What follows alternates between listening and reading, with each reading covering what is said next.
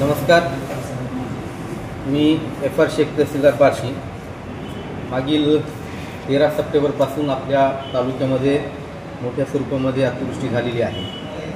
बार्शी तालुक्यामध्ये एकूण 11 मंडळ असून सर्वच्या सर्व मंडळामध्ये आज अखेरपर्यंत अतिवृष्टी झालेली म्हणजे कधी ना कधी एका दिवसामध्ये 24 तासाच्या कालावधीमध्ये 65पेक्षा जास्त पाऊस आपल्या तालुक्यात झालेला आहे।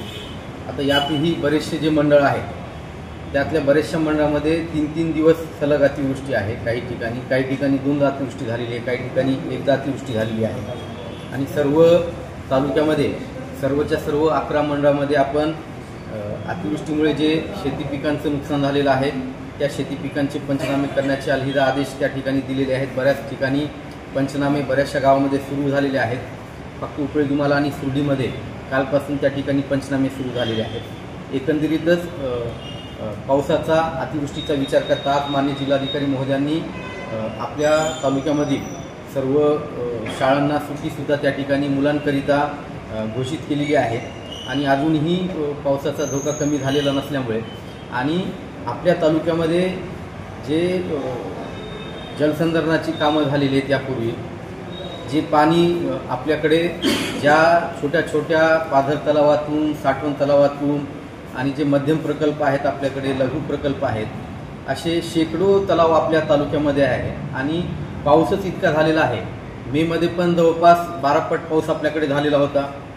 जून, जुलै, ऑगस्टची आपली एकूण जो ॲव्हरेज रेनफॉल असतो ते 355 mm असतो आणि त्यावेळेस तो 375 इतका होता, म्हणजे जवळपास 105% इतका पाऊस जून ते ऑगस्ट या कालावधीमध्ये झालेला होता। आणि सप्टेंबरमध्ये जर पाहिलं तर आपल्याकडे सप्टेंबर महिन्याचा संपूर्ण महिन्याचा सांगतोय मी, आणखीनही त्या ठिकाणी 7 दिवस बाकी आहेत। सप्टेंबर महिन्याचा आपला सरासरी रेनफॉल हा 132 mm असतो आणि आज अखेर म्हणजे कालपर्यंत तो 266 झाला होता आणि आजच्या रिपोर्टमध्ये पण 58 असं जवळपास 325 mm इतका पाऊस आपल्या तालुक्यामध्ये सप्टेंबर या एका महिन्यात झालेला आहे। म्हणजे सप्टेंबर महिन्याची जी आपली सरासरी आहे नेहमीची त्याच्यापेक्षा 245% इतका पाऊस, म्हणजे प्रचंड असा हा पाऊस आहे।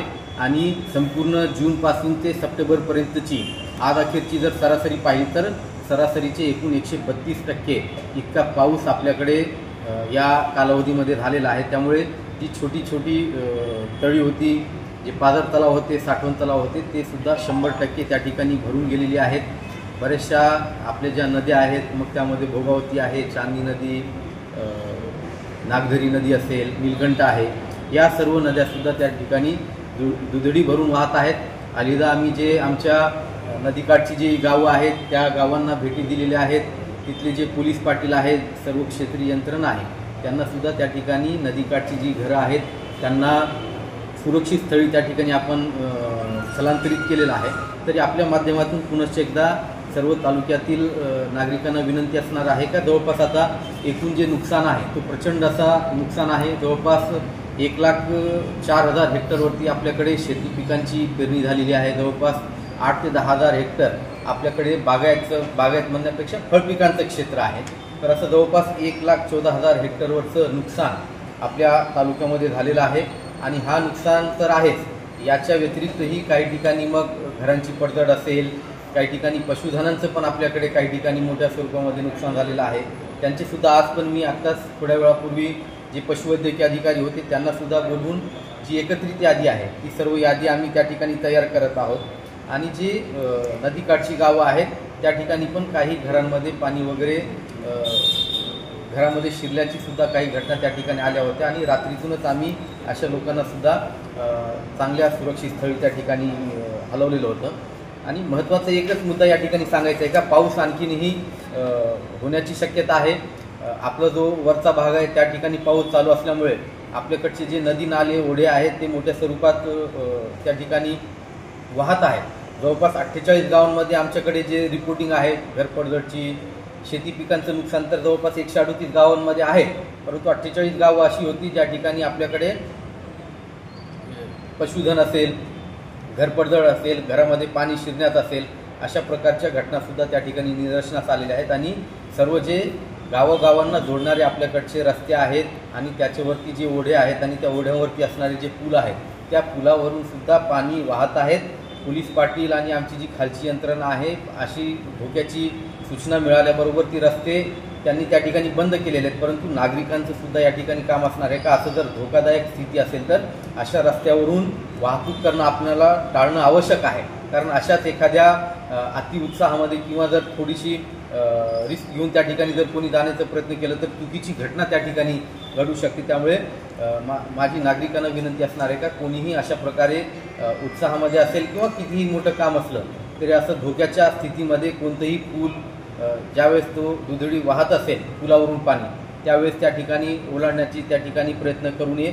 आणखीनही आमची यंत्रणा सर्व गावामध्ये त्या ठिकाणी ठाण मांडून आहे. त्या ठिकाणी कोणत्याही गोष्टीसाठी छोटे छोटे जे पाझर तलाव होते ते त्यांच्यावरती सुद्धा आपलं लक्ष आहे. कारण बऱ्याच ठिकाणी सांडव फुटण्याचा विषय असेल किंवा मग तलावाला छोटासा धोका आहे अशा पद्धतीच्या काही घटना, मग काही गावांमध्ये संरक्षक भिंती आहेत त्यांचं पण नुकसान झाल्याच्या बातम्या आपल्याकडे आलेल्या आहेत. आणि या बातम्या प्राप्त झाल्याबरोबर आपल्याकडचे जे पाटबंधारे विभाग आहे, जलसंधारण विभाग आहे, जिल्हा परिषदचं बांधकाम विभाग आहे, सार्वजनिक बांधकाम विभाग आहे, त्या विभागांचे अधिकारीसुद्धा त्यांच्या ज्या काही या मालमत्ता आहेत किंवा धरणं आहेत त्या ठिकाणी त्यांनी लोक पाठवलेले आहेत आणि त्या ठिकाणी दुरुस्ती चालू आहे. तर अशा पद्धती त्याचबरोबर जे जमिनी मुळात खरडून गेलेल्या आहेत आणि ओढ्यामुळे असेल, नदीपात्र मोठं झाल्याने खरडून गेले असतील अशाची पण जमीन पात्र खरडल्याची पंचनामे त्या ठिकाणी करणार आहोत.